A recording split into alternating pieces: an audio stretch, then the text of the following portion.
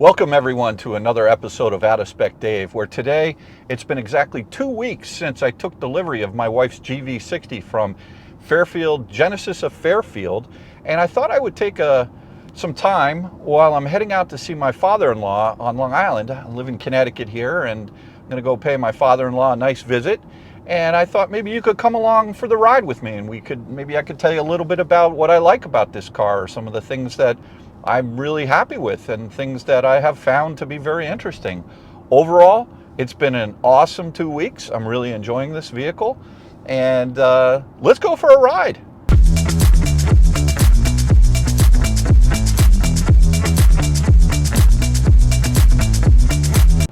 Okay, so as I head out here on Route 95, I don't know, the traffic dissipated. There are a number of different things that you can do in order to get into this car. Let's just talk about that. You could just walk up to the car with the digital key fob, and the car will unlock itself. I think that's very similar to, the Ioniq 5 in terms of the actions.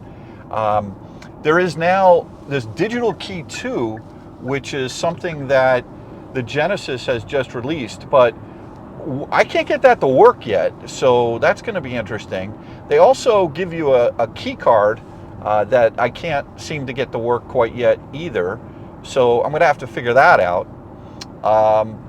But the face recognition and the fingerprint detection, that's been working almost flawlessly, although one time it actually didn't work when I was in dimly lit.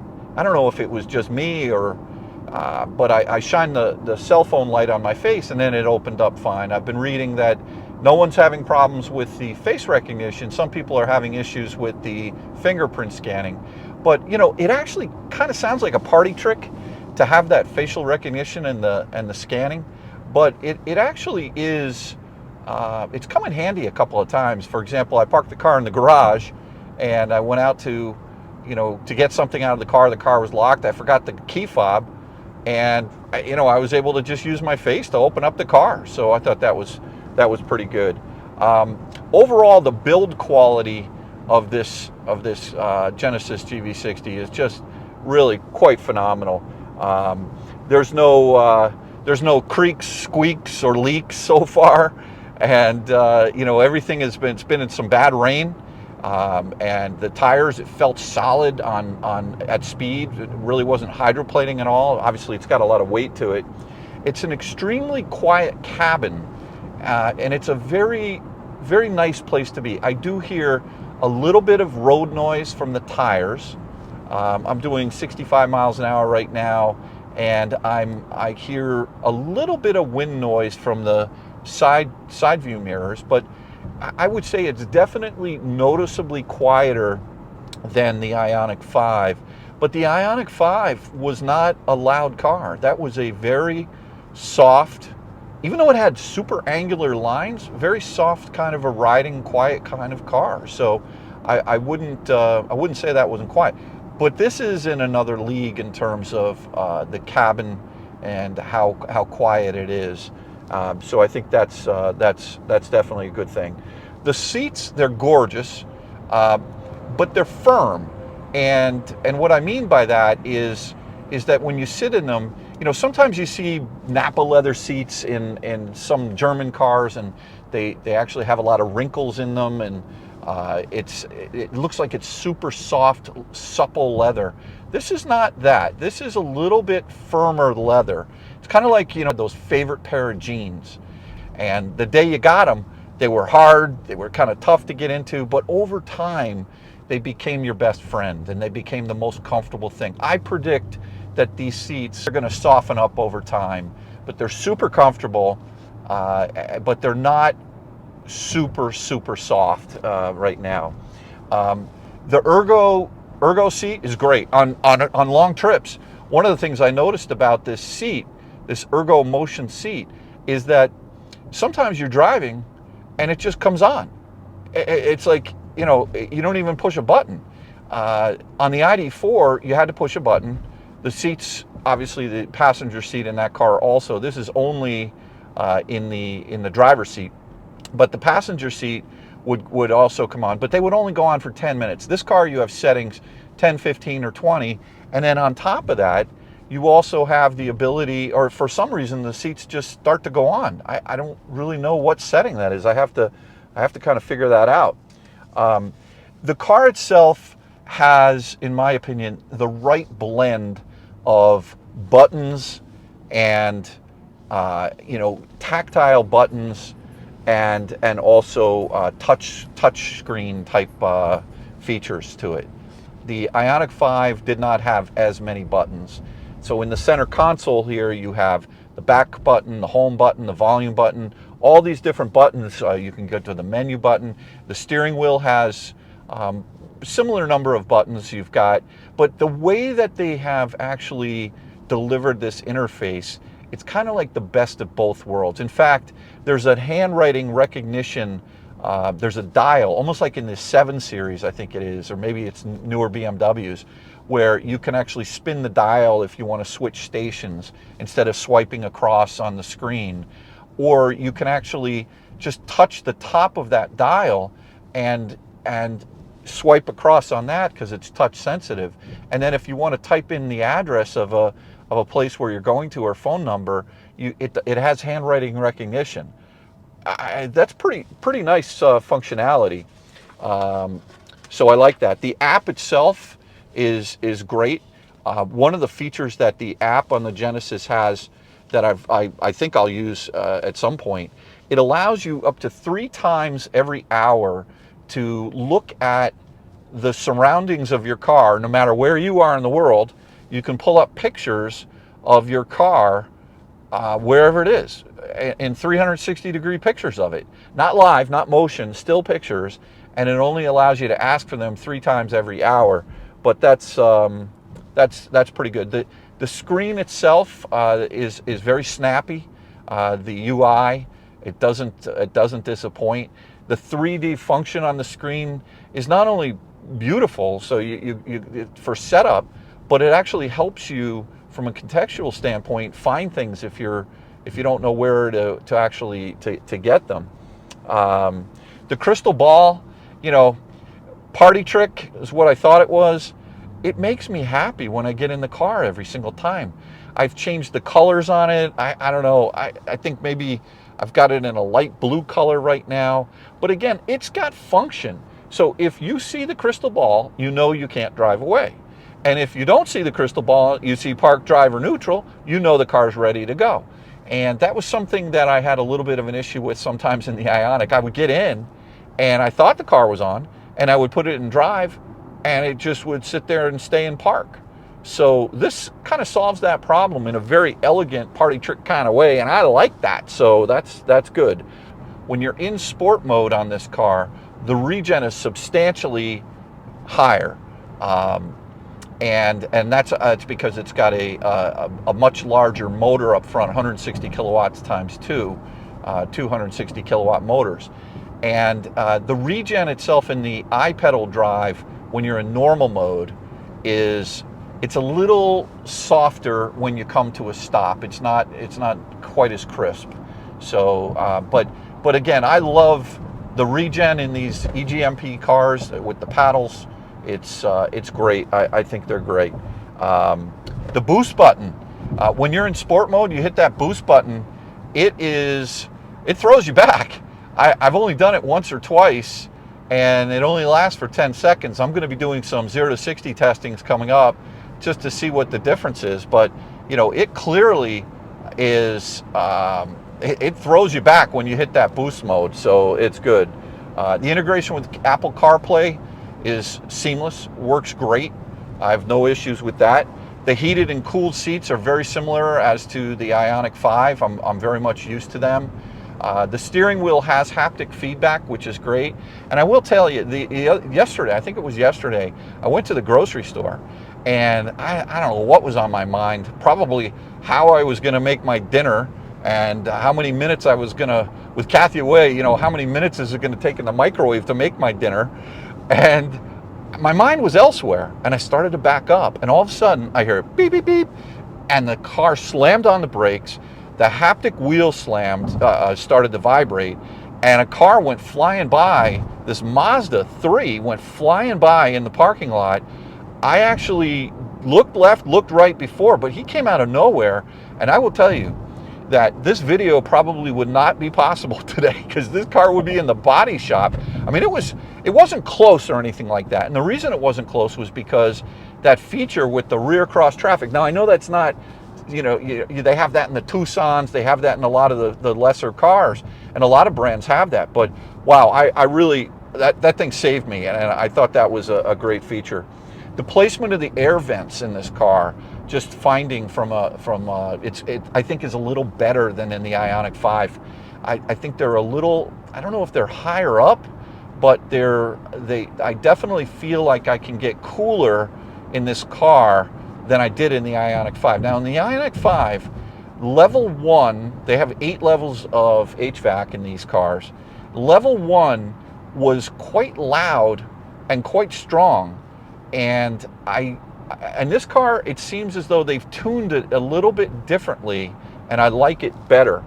The display for the HVAC system is also much better implemented in this car. It's cleaner to see. It's got some great buttons on there. The graphics are great. So I like this. I like this better. Both the Ioniq 5 that I had in this car I got light interiors in both. And the light interiors provide a very sort of nice open feeling for the cabin. And then when you combine the glass roof up top, which has a very nice sunshade, the glass roof's a little bit smaller in the GV60 than the Ioniq 5, but it's a nice, airy, comfortable place to be. The difference on this GV60 is, I don't know what it is. I just feel like I feel like it's a classier place to be, whereas the Ioniq 5 feels a little more like a sporty place to be. And you know, not that anyone is better, but there is a sense of exclusivity that the Genesis brand. I felt very happy with the Ioniq 5, and I, don't get me wrong, it wasn't as if I wasn't proud, but there's something different about this car in terms of the feeling I have, and it's more, maybe upscale is the right way to get it. Well, I've been trying to get the floor mats from this car. They're still not available yet from Genesis, and they don't have any custom ones on the online yet, so that's something that is interesting. The rear seat headroom, I haven't even sat back there. I'm 6'5". The roof slopes down quite a bit. I think it's a bit challenged back in there for the rear seat headroom. There isn't an ability to slide the rear seat forward or back. You can angle the rear seats in the GV60, but you can't slide the rear seat back and forward.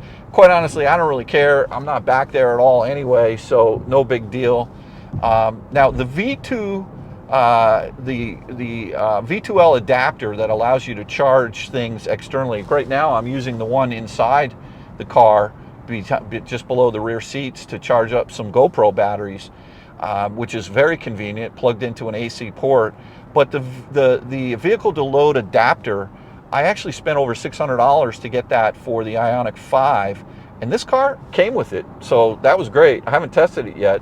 Headlights, I might have mentioned this, but they're extremely bright on the GV60 in the high beams. They're about the same as in the Ioniq. In no shape are they poor, but they're especially bright with the high beams in this car.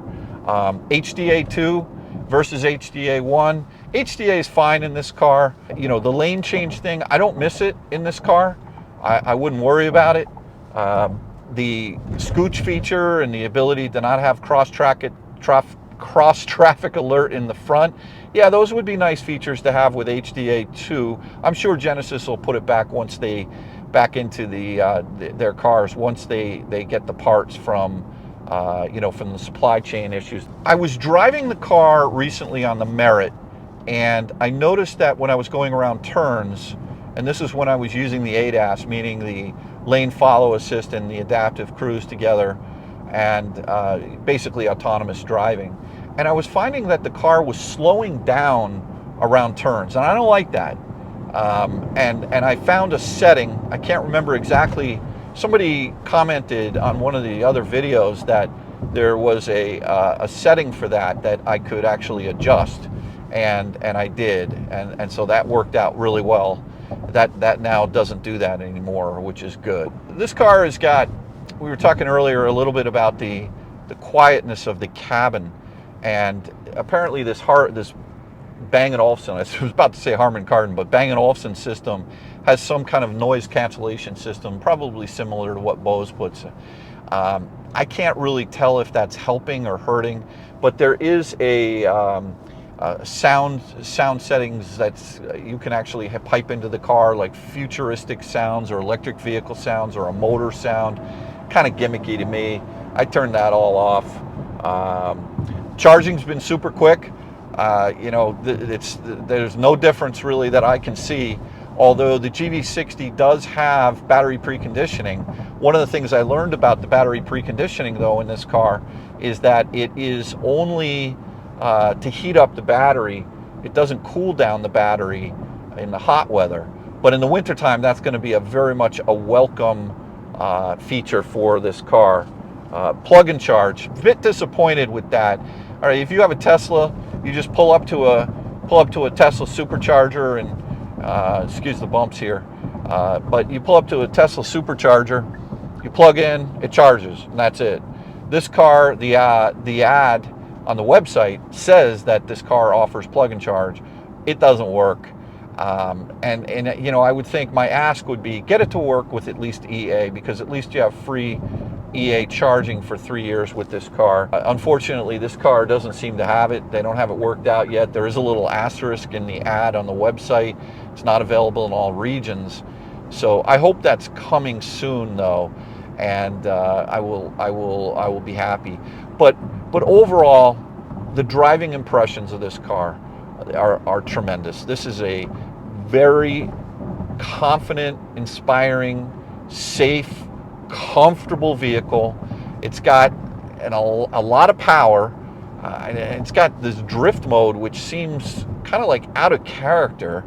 Kind of like you know, like if you have that really calm uncle that you know, he's a smart guy, whatever it is, and then he goes to a wedding, and then out of the blue he starts dancing like a maniac, right? Like, why does this car have boost mode? I don't get it.